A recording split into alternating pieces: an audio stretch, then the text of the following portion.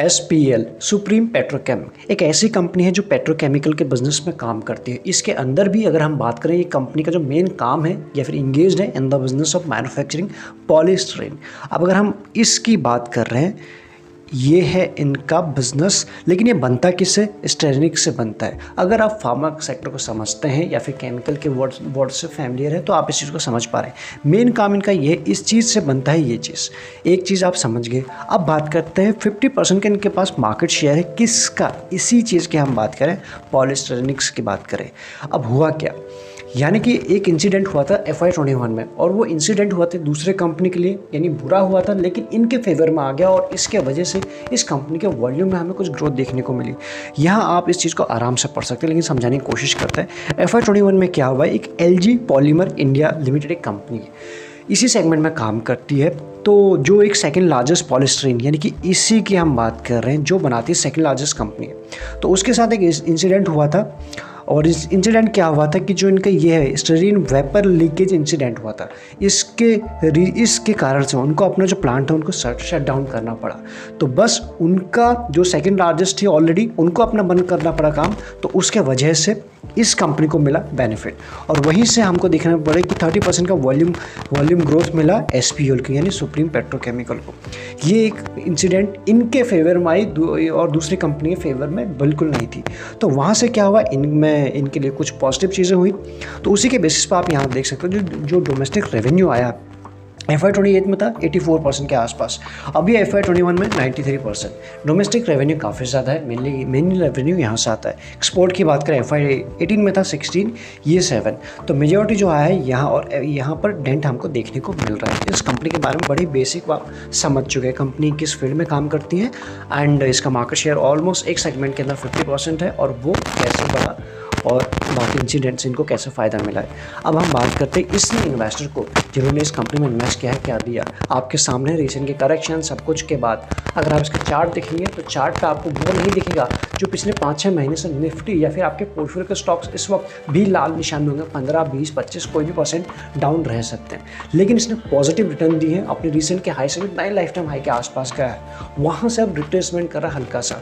तो उसके बाद रिटर्न आप देख सकते हो, 1 साल में 121, 2 साल में 611 और 3 साल में 316% के रिटर्न, यानी सुपर रिटर्न दिए अपने इन्वेस्टर को। मेरे हिसाब से किसी भी टाइम फ्रेम में इसने अपने इन्वेस्टर को दुखी निराश बिल्कुल नहीं किया हुआ है। अब इन रिटर्न के पीछे कहानी क्या है, एक तो इंसिडेंट है, बाकी इनके नंबर है। नंबर की अगर हम बात करें 2021 की, यानी FY21 की पूरी हिस्ट्री आपके सामने है। तो यहाँ मार्च से हम देखने की कोशिश करते हैं, 1269 थे, अगले क्वार्टर में आए डिप, उसके बाद कुछ रिकवरी शुरू हुई, और अब बात करें कि इस दिसंबर क्वार्टर में इसके ऊपर चली गई थी समहाउ, ये बार आपको दिखा रहा है। बात करें 316 डिप, एक भारी डिप, देन उसके बाद कुछ रिकवरी, अब वापस से ऑपरेटिंग प्रॉफिट में वहाँ नहीं, यानी सेल्स तो बढ़ गई लेकिन ऑपरेटिंग प्रॉफिट वहाँ अभी भी नहीं आ पाया था FY21 में।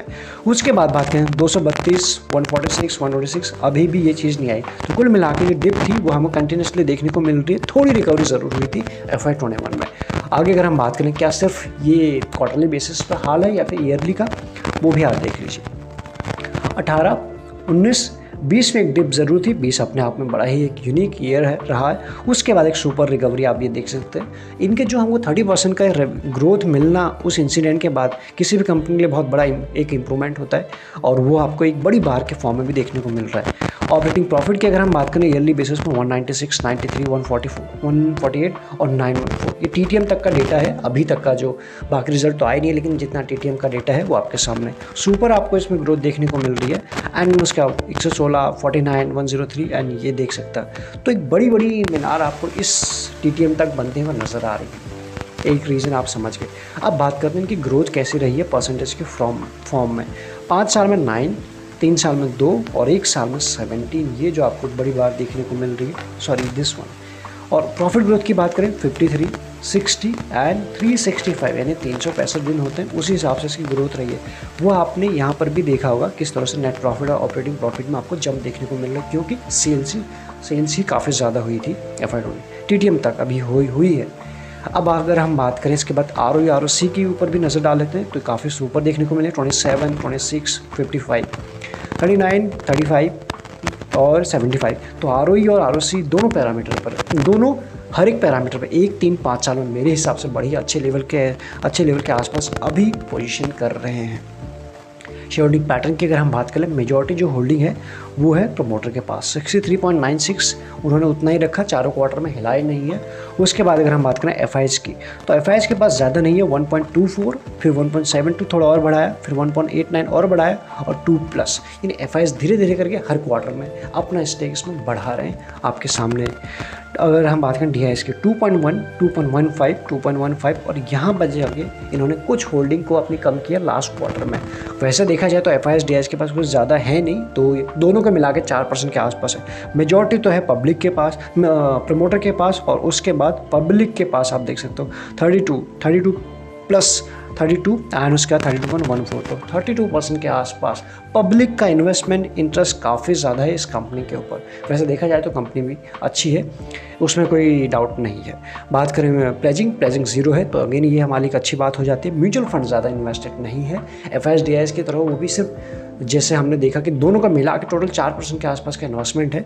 वैसे एक ही फंड है जिन्होंने इस कंपनी में एज ऑफ नाउ इन्वेस्ट किया है, वो भी 1.46%। L&T emerging business fund direct growth, सिर्फ एक ही फंड है। एंड इस वीडियो में हम आगे बढ़े, अगर आपके पास डीमैट अकाउंट नहीं है, सारे इंपॉर्टेंट लिंक्स आपको मिलेंगे डिस्क्रिप्शन में। लगे यूजफुल तो आप ज्वाइन बटन भी कंसिडर कर सकते हैं फॉर एक्स्ट्रा लर्निंग के लिए। आगे अगर हम बात करें, डेट फ्री कंपनी है, प्लेजिंग भी 0 है, अगेन हमारे लिए और अच्छी बात हो जाती है। एंड कैश रिच कंपनी है, तो ऐसे रिक्वायरमेंट पड़ी, टफ सिचुएशन आई, कुछ और काम करने की ज़रूरत पड़ी, तो 106 कैश, इतना CR इस कंपनी में कैश भी अवेलेबल है। एंड अपने सेगमेंट की जो हमने देखा था, जो इसका प्रोडक्ट है, वहाँ पर भी इसके पास 50% का market share as of now है। तो सारी चीज़ें पॉजिटिव ही हैं। अब बात करते हैं वैल्यूएशन क्या बताते हैं। वैल्यूएशन की अगर हम बात करें, इंडस्ट्री की पी चल 28 और ये स्टॉक का पी चल रहा अभी भी 13 के आसपास, अभी भी आपको एक अच्छे पी के हिसाब से ही नज़र आ रहा ट्रेड करता हुआ।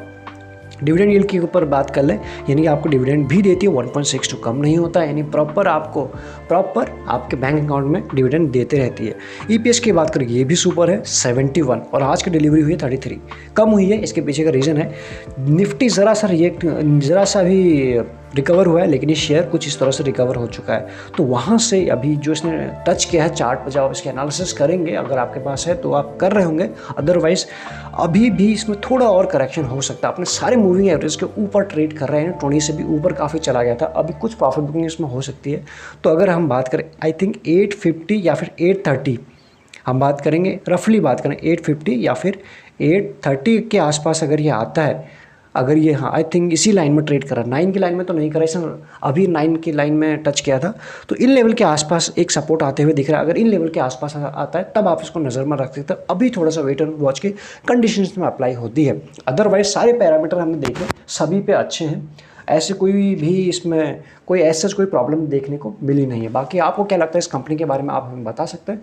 हमारी टीम की जो मेहनत है, छोटी सी एक जो ये एनालिसिस आपको कैसे लगी, वो भी आप अपना रिएक्शन हम तक पहुंचा सकते हैं, लाइक के थ्रू, कमेंट के थ्रू या फिर सब्सक्राइब के थ्रू। इस वीडियो में इतना ही। Thank you so much.